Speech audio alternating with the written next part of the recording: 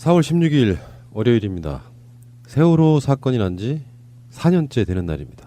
새가 날아든다는 매년 4월 16일은 광고 없는 날로 방송하고 있습니다. 꼭 알아야 할 어제의 뉴스. 청와대가 이번 남북정상회담의 의미를 가장 압축적으로 보여줄 수 있는 표어를 정해 오늘 공개했습니다. 평화 새로운 시작. 11년 만에 이루어지는 남북 정상 간 만남을 넘어 북미 정상회담으로 이어지는 길잡이 회담인 만큼 새로운 평화 여정의 시작이라는 겁니다. 11년 만에 찾아온 기회가 평화의 시작이기를 기원하는 국민 모두의 마음을 표어에 담았습니다. 회담 준비를 위한 남북 접촉도 이번 주 재가동됩니다. 의전, 경호, 보도 분야 2차 실무회담이 오는 18일 판문점 통일각에서 열립니다. 남북 정상의 첫 만남부터 대략적인 동선과 시간대별 계획, 생중계 여부 등이 정해질 걸로 예상됩니다. 2차 고위급 회담은 주 후반인 19일이나 20일 개최될 걸로 보입니다. 남북 정상 간 한라인을 논의하는 통신실무회담은 어제 비공개 회의에 이어 이번 주 한 차례 더 열립니다. 순조롭게 진행되면 남북 정상 간 첫 통화는 회담이 열리는 다음 주 중에 이루어질 전망입니다. 청와대는 정상회담 분위기를 띄우기 위한 인터넷 사이트도 모레 열기로 했습니다. 다양한 국민 참여 이벤트에다 회담 당일엔 현장 영상과 브리핑을 실시간 공개하겠다고 예고했습니다. 중앙선관위는 내일 오후 전체회의에서 청와대가 보낸 이른바 김기식 질의서를 논의합니다. 선관위원 9명이 위법성 여부를 논의할 청와대 질의는 모두 4가지입니다. 남은 후원금을 더미래 연구소에 기부한 이른바 셀프 후원, 피감기관의 돈으로 가는 해외 출장의 보좌진과의 동행, 그리고 출장 중 공적 업무와 상관없는 관광 등입니다. 이 가운데 5천만 원 셀프 후원 부분이 집중 논의될 것으로 보인다고 선관위 고위 관계자는 밝혔습니다. 선관위가 이미 위법이라고 판단했는데도 김 원장이 거짓말을 했다며 자유한국당이 강하게 공격하는 쟁점이기도 합니다. 선관위는 사안의 시급성을 고려해 내일 안에 결론을 내리겠다는 계획입니다. 청와대와 여당은 선관위의 결론뿐 아니라 검찰 수사까지 지켜보고 김 원장의 거취를 결정하겠다는 입장이지만 야당은 김 원장 논란에 김경수 의원의 의혹까지 묶어서 대여 공세에 총력을 기울이고 있습니다. 어젯밤 긴급 기자회견을 연 김경수 의원은 댓글 조작 배우설이나 연루 의혹을 전면 부인했습니다. 문제의 파워 블로거 드루킹이 지난 대선, 당내 경선 때 자발적으로 돕겠다고 접근했다가 이후 부당한 요구를 해와 관계를 끊었다는 취지로 해명했습니다. 인사 관련 무리한 요구였고 청탁이 뜻대로 받아들여지지 않자 상당한 불만을 품은 것으로 보였습니다. 당시 드루킹은 지인의 오사카 총영사 임명을 요구한 것으로 전해졌습니다. 민주당 안팎에서는 나도 드루킹에 당했다는 김 의원에 대한 엄호성 증언이 쏟아져 나왔습니다. 이재명 경기지사 예비후보는 지난해 드루킹에게 황당무계한 공격을 받았다고 밝혔고 노사모의 핵심 인물인 이상호 씨는 짜깁기한 음해성 글들을 게시해 댓글로 욕을 하도록 만든 사람이라고 비판했습니다. 야당은 집권당의 여론 개입이 사건의 본질이라며 일제히 맹공에 나섰습니다. 바른미래당 안철수 서울시장 예비후보는 댓글 조작 사건 현장인 경기 파주의 출판사를 직접 찾아가는 등 적극적인 정치 쟁점화에 나섰습니다. 자, 여러분은 혹시 HBE? 졸라 멋있어요. 이게 무슨 뭐 대단한 것 같죠? 뭡니까? 홍 브레이킹 이펙트. 홍준표 박외 효과. 박의 효과. 간단히 말해서 홍준표 대표 우리 지역으로 오지 마세요. 아이 가야지 열심히 홍준표가. 실제로 영남 지역, 특히 PK 같은 데는 이런 게 있죠. 선거에 있어가지고 세력과 세력이 딱 충돌하는데 내가 지지하는 정당에 응원을 바라잖아요. 근데 저번에 우리가 한번 방송으로 다룬 적 있죠. 홍준표가 대구에 내려가면 당 지지율이 떨어져. 이유는 정말 간단한 거예요. 배신자 때문에. 물론 지금은 좀 어떨지 모르겠어요. 그러니까 박근혜를 출당시킬 때 야, 뭐 새끼 사람들이 촛불이나 이런 걸로 해서 뭔가 이렇게 탄핵은 그 당시 야당이 시켰다고 치더라도 어떻게 같은 당에서 박근혜를 출당시키냐, 이 의리도 없는 놈의 새끼들이라는 배신자가 있었어요. 처음에 배신자는 유승민이었고 바른정당 창당에 나갈 때. 그리고 홍준표마저도 박근혜를 버리니까 그런데다가 홍준표가 그 상황에서 뭔가 좀 스마트한 이미지로 당을 끌어갔으면 그런 대로 아마 그런 배신자 프레임이 어쩔 수 없이 또 찍어야 되는 사람이기 때문에 그래도 그게 희석될 수 있었을 텐데 하는 짓마다 부끄러운데 예를 들면 이런 거죠. PK 쪽으로 가면 사실상 여당의 수장이라고 할 수 있는 문재인 대통령은 굉장히 인기가 높고 스마트해요. 민주당의 최후의 보루인 백그라운드 대통령은 스마트해. 근데 자유한국당 쪽 사람들은 자기들에게 백그라운드가 홍준표야. 홍준표가 서울에서 안 내려오고 그냥 막 잡소리나 하고 있으면 되는데 지역에 직접 내려와가지고 막 이상한 짓거리 하고 돌아다니면 표가 떨어진다는 거예요. 이게 선거가 되겠습니까 지금 이게? 와, 이게 이펙트 효과가 아주 임팩트 있네요. 그럼에도 불구하고 저는 홍준표의 진정성을 믿습니다. 지방선거에 나서는 모든 자유한국당 후보의 캠프에 유세전에 다 참석하세요. 아니 이 방송을 하태경이 듣는 것 같더라고요. 방송에 그래요? 나와서 뭐라 그러냐면 지금 민주당 쪽에서 홍 대표를 응원하고 있다. 응원하는 세력들이 있다. 아, 세력들이 그러면서 자기는 기필코 5월 전까지 홍준표를 끌어내리겠다는 식으로 이야기를 하더라고요. 안 돼! 네, 계속 유지돼야 되는 거 맞고요. 우리 또 새날 또 홍준표 지지 그렇죠. 지지 선언 해야 되는 거죠. 찍지는 않겠지만 네. 지지합니다. 어쨌든 지지합니다. 무병장수하시길. 이번에 그럼 새로운 쟁점이 부각됐네요. 대구 톨게이트와 부산 톨게이트에서 홍준표 저지 집회가 있겠네요. 내려온 거 잡아서 못 들어오게. 이래야 된다는 거 재밌는 관전 포인트가 하나 좀 지방선거에 돼 있고. 그러니까 왜 홍준표가 이 모양이 됐느냐. 안타까워요. 우리나라에서 어쨌든 보수라는 탈을 쓰고 극우들이 동아리를 틀고 지난 70년간 거의 장악해 왔지 않습니까? 그런데 이게 이제 촛불혁명의 이후에 시민들의 시각이 말이죠. 어떤 게 보수인지를 알아버렸단 말이에요. 그러면 지금 자유한국당은 보수가 아니고 극우 쪽으로 지금 가버린 거잖아요. 여기에 가교 역할을 홍준표가 해버린 거예요. 그러니까 구성원들은 우리는 극우 아니야, 보수야, 건전보수야 이렇게 지역에서 사기를 틀고 있는데 홍준표가 가죽장갑 끼고 가죽잠바 입고 나와서 극우로 그냥 확 가버린 겁니다. 그래서 한국에는 지금 보수가 없다는 겁니다. 이게 바로 이게 핵심인 건데요. 그나마 기존 기득권의 보수였다는 TK, PK 지역에서 대표하는 정치인이 과연 누구냐 뽑자면 이게 홍준표라는 거야.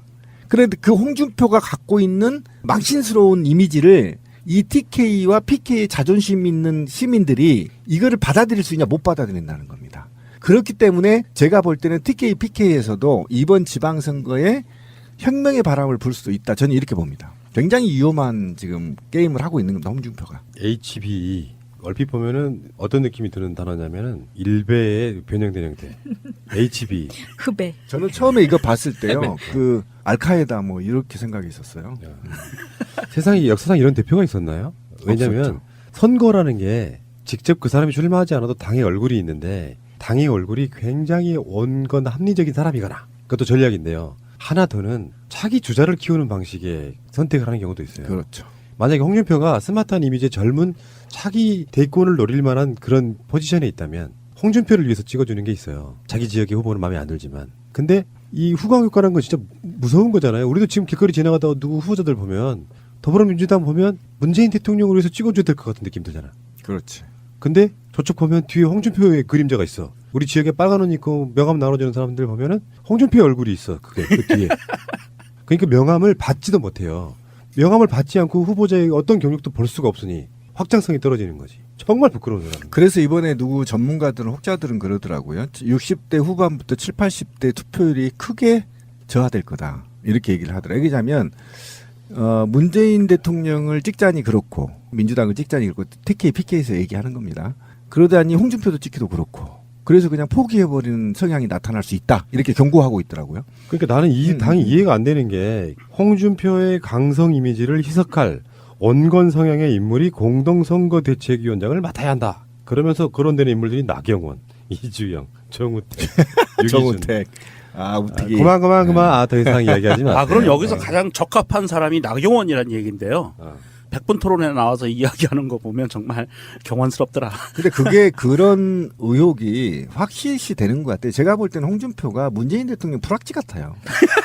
네, 정말 불확지라는 게 맞는 것 같아. 언약이 있어서 임기 내까지 네가 깽판 쳐놔라. 자, 시간 많은데 그러면 홍준표의 문재인 대통령 불확지설 드디어 새날이 토론을 하도록 하겠습니다. 겉모습은 그 대척점을 서 있지만 속마음은 너무 사랑하는 거예요. 그래서 어떻게든 이 내가 몸담고 있는 조직을 와해시켜야 저 사람한테 도움이 되기 때문에 더 비상하지 못하게 잡아놓고. 그렇죠. 와해시키기 위해서 지금 열심히 공작을 하고 있는 여기서 음모론 하나 대선 때 토론으로 갑니다. 노무현 대통령 뇌물 이야기를 하니까 문재인 대통령이 이보세요 했잖아요. 예. 그때 홍준표가 뭐 이보세요가 뭐예요 버릇없이 이렇게 이야기를 했잖아. 예. 두 사람 사이 미략이 있네. 아, 그게 네. 그 짜고 친 고스톱이다. 그러니까 말하자면은 문재인 대통령이 자유한국당에 심어놓은 프락치. 그래서 당신이 내가 하기 나름으로 당선되고 안 되고 하는데 나한테 감히 이보세요란 말을 할 수가 있느냐. 라고 한 버릇없이 이제 의혹이 풀리고 있습니다. 아니 홍준표가 지난 9일 이런 얘기도 했어요. 깨어있는 국민이 대한민국을 지킨다. 여기서 많이 들어보던 말 아니에요? 깨어있는 시민. 그렇죠. 아 확실히 문반가 봐. 참네. HB. 흡에. 문재인 대통령의 인품에 반한 홍준표가 내면에 반란이 일어난 거예요. 그렇죠. 그래서 네. 어쨌든 내가 지금 반동인물로 있지만 문재인 정부는 성공해야 된다. 이런 게 암암리에 있는 거야. 그래서 자기도 모르게 나와. 그래서 막 도와줘. 대한민국을 위해서 자유한국당은 없어져야 된다라는 그런 뜻을 같이 하는 동지군요. 자, 확증이 하나 더 있습니다. 이번에 자유한국당에 6.13 지방선거 후보자 출정식을 했는데 홍준표 간만에 헤드라인은 뭐냐면은 민주당에 깜 되는 후보 어딨냐? 이렇게 얘기했단 말이야. 잘 생각해 봅시다. 나도 민주당에 들어가고 싶어. 그래서 자기를 제외한 모든 사람들은 까면 안 된다고 생각하는 거야. 아, 다음 주에 그러면 또 영입하는 거 아니에요? 홍준표? 아니 깜이 뭐예요? 깜의 정확한 뜻이 뭐죠? 일정한 자격이나 조건을 갖춤 또는 그런 사람. 그러니까요. 저는 이 홍준표의 프락치설이 맞는 게 홍준표가 그렇게 얘기했잖아요. 민주당에 깜되는 후보 어디 있냐? 민주당 안에 그런 사람이 없다는 얘기가 아니고 민주당하고 싸워서 그렇게 이길 수 있는 사람이 어디 있냐 우리 당에. 저는 그렇게 읽혔거든요. 근데 이 사람이 그 유머가 지나치다 그럴까 무식하다 그럴까 김무성이 앞에 있는데 아유. 나는 도장 들고 뛰지 않고 내가 다 찍었다. 아니 도장 들고 나르샤를 대놓고 얘기한단 말이에요. 역시 프락치야. 그러니까 이 사람들의 정신 상태를 한번 보고 싶어요. 우리가 농담삼아 뭐 프락치에 많이 했는데 이게 이른바 정신승리거든요. 정신승리. 왜냐하면 사람이 만약에 정신승리를 못하면 정치를 못해요. 잘 생각해봐. 여론조사가 나오면 저것은 조작이야. 우리한테 불리한 건 다 조작이야. 그러면서 계속 정신승리 하잖아요. 근데 그것을 뒷받침할 만한 정황은 한 가지도 없어. 선거가 다가오기 전에 작년 7월달, 작년 10월달, 작년 말 올 초 문재인 대통령 지지율이 거의 안 떨어진 상태로 그냥 쭉 와. 계속 멘붕은 오는데 흔들 방법이 없어요. 근데 호재 같은 게 얼마 전에 나타난 적 있죠. 뭐 평양올림픽이나, 그렇죠. 뭐 안희정 미투나 이런 것들이 쭉 나타나잖아요. 떨어질 거로 생각해 또 안 떨어져. 민주당도 안 떨어져. 환장하는 거죠. 그러니까 이제는 사실상 멘탈 붕괴 상태라고 저는 보거든요. 언론에다가 김무수 내놔, 김태호 내놔, 이인재 내놨는데 언론들 반응도 사실상 언론들이 뭐 불합리하게 쓰는 언론도 있긴 하지만 지금도 다수의 언론들은 올드보이라는 데 다 동의하잖아요. 그리고 그 나쁜 이미지가 그 다음으로 또 더 씌워지는 거예요. 그러니까 피해의식 쩔지. 상황이 나아질 수는 없지. 그러니까 오죽했으면 저번에 왜 SNS 활동 독려하고 막 그걸 공천에 반영하겠다 할 정도가 됐단 말이죠. 그러니까 스스로 이렇게 엄청나게 부끄러운 거 있잖아요. 무슨 뭐 이번 개헌을 놓고 사회주의 개헌 반대 기구를 만들어요. 할 수 있는 거 다 해보는데 안 되는 거예요. 그렇죠. 계속 안 되고 있는데 그런 걸 우리는 좀 이해를 해줘야 돼요. 우리가 아무리 자유한국당이 밉다고 해도 왜냐하면 지난 9년 동안 온갖 이명박과 박근혜 죄를 합치면요 한 5개가 넘거든요. 거의 40개에 입박하거든요. 법원에서 지금 의혹 제기하고 판결들만. 근데 이 범죄가 9년 동안 일어났을 때 자유한국당과 당시 새누리당이 이 범죄 연루가 안 돼 있겠습니까? 거의 공범 수준이거든요. 측면 지원했고 직접 지원도 했고 그러면 이것과 있죠. 그다음에 세월호와 지금 천안함 진실이 다가가고 있거든요. 더 나아가 지금 칼기 폭파 사건까지 지금 진실을 요구하는 시민들이 있단 말이에요. 그러면 이런 사건들이 밝혀졌을 때 과연 자유한국당 내의 정치인들이 한두 명이 살아남을 수 있겠는가? 저는 이런 데 의문을 남겨보면 사실상 홍준표가 없다 하더라도 누군가 그 당을 자신 있게 끌고 갈 사람이 없어요. 왜냐하면 그 사람은 어느 범죄인가 연루돼 있을 가능성이 굉장히 높습니다. 그래서 집단적 트라우마에 시달릴 가능성이 지금 있고요. 어떻게 하면 이것이 5년을 넘겨서 이런 개혁 정국에서 조용히 있으면서 뒤에 숨어서 이 범죄들의 공소시효 기간을 넘기려고 하는 이런 게 있단 말이에요. 분명히 제도 보여요. 그렇다고 한다면 이들은 홍준표가 아니더라도 대안이 없어요. 그래서 지금 홍준표 장기 집권설도 나온 이유가 그거예요. 그런 전반적인 트라우마 속에서 이들의 갈 방향이 어디에 있는 거냐. 지금 똥볼 차고 있거든요. 어린이 아동수당이 지금 홍준표 말에 의하면 지방선거 앞두고 선십성 예산이라고 하는 거잖아요. 그거 아니잖아요. 작년에 이미 결정된 거 아닙니까? 집행만 오래 하는 거지. 그러니까 이런 전반적인 문제가 계속 뒤로 후퇴할 수밖에 없는 상황이고 아까 권 PD가 얘기한 대로 지금 정부가 너무 잘해. 대외관계도. 그러니까 흠집 잡을 게 없으니까 계속 악수를 두고 있는 이런 상황이다. 그러니까 이 사람들의 유전자가 저는 좀 빡치는 게 그런 부분이에요.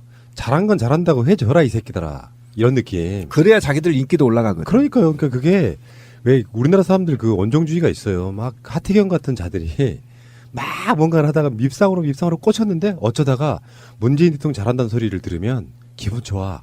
그런 이야기를 여러 번 듣다 보면 문재인 대통령 지지율만 올라가는 게 아니라니까요. 마음을 조금 열게 되는 부분이 있어서 최소한 공격은 안 해요. 자유한국당은요. 호남권만 제외하고는 전부 다 지금 광역을 확정을 했거든요. 명단을 한번 봅시다. 서울의 김문수. 순살문수. 나 김문수인데. 뼈가 없는. 봉주 1회라는 방송이 있어요. 아, 네. 낙검수에. 거기에 김용민 PD가 서로 편집을 해놔가지고 김문수가 전화를 걸면 정봉주 당시 봉도사가 쌍욕을 하는 걸로 전화 걸지 마 이 새끼야 뭐 이런 거 있잖아요. 뭐 이런 거. 그 김문수입니다. 아, 정말 그때도 보면 대화 내용 들어보면 정말 찌질하잖아요. 다음 부산은 서병수. SBS네. 서병수 씨는 그래도 제가 봤을 때 홍준표와의 뭔가 저는 모략이 있다고 봐요. 가장 사이가 나쁜 사람이었단 말이에요. 근데 여론조사를 통해 가지고 홍준표 스타일 같으면 창원시장 갈아치 끼우듯이 끼웠을 수도 있는데 창원시장은 그냥 기초단체고 부산은 광역이라서 좀 부담스러웠을지는 모르지만 서병수가 홍준표와의 서로 간의 모략이랄까 어떤 그 나름대로의 뒷거래 없이 부산 정도 되면은 그래도 그 지역에서는 당선 확률이 꽤 높은 지역이잖아요. 공천만 잘하면. 근데 서병수가 공천됐다는 건 뭔가 좀 느낌이 쎄하다 이런 거죠. 왜 그러냐면 그런 경우도 있습니다. 서병수 빼버리면 대상이 없어요. 그러니까. 네, 그런 문제도 좀 고려를 했을 거다. 인재영이 팔려고 했던 몇 면이 다 거절을 했기 때문에 부산 지역에 인물이 없었던 거죠. 공여지책. 예. 서병수는 홍준표의 학정을 살아남고 있습니다. 대구의 권영진. 이 사람 현 시장이고요. 인천의 유정복. 현 시장. 인천은 확실히 바뀔 겁니다. 대전의 박성효. 그리고 울산의 김기현. 현 시장이죠. 나오네요 결국. 그 동생 그 동생 비리랑 차지한다? 연관했던 네. 수사 중인데. 네. 세종의 송아영. 자유한국당의 유일한 여성 광역 후보고요. 네, 부대변인이었죠. 경기의 남경필. 갱필이 드디어 이렇게 되려고 바른정당 탈당에 가서 또 철새란 소리 듣고 자기는 이념적으로 다른 정당으로 간 적이 한 번도 없대. 그래서 나는 철새가 아니라면서 김대중 노무현 대통령도 그럼 당을 바꿨으니까 철새냐 이런 논리로 막더라고요. 강원도지사의 정창수. 사실 몰라. 나도 몰라. 충북의 박경국. 몰라. 넘어가. 듣보잡. 충남의 이인재. 너무 잘 알아. 아우 요. 이제 이인재 씨는 6.13 후에는 벽에 똥 바를 것 같은데. 아직도 정치하시는지 궁금함. 아재. 경북의 이철우. 이철우 씨가 이거는 이제 우리가 좀 그렇죠. 이철우는 국정원 출신에 예. 다 아시는 후보고 현직에서 이제 내려놓는 거죠. 국회의원직을. 다시 말씀드리지만 남유진 전 구미시장이 꼴등으로 탈락했다는 걸 굉장히 좋아합니다. 쌤통이다. 그리고 경남지사의 김태호. 터널디도스. 홍어젓. 홍어젓으로 유명하죠. 홍어는 영산 홍어. 근데 그게 지나가 보니까 태호가 홍어젓이라는 거예요? 까먹었어 나 이제 머리가 나빠서. 김태호의 발언 중에서 아니 그건 아는데 김태호 조시 홍어젓이라는 거예요. 이러세요. 이제 논리 없죠. 나이를 먹으니까 팟캐스트 지상파에서 그런 표현을 쓰시면 되겠어요. 그런가요? 어쨌든 홍어젓인 거잖아.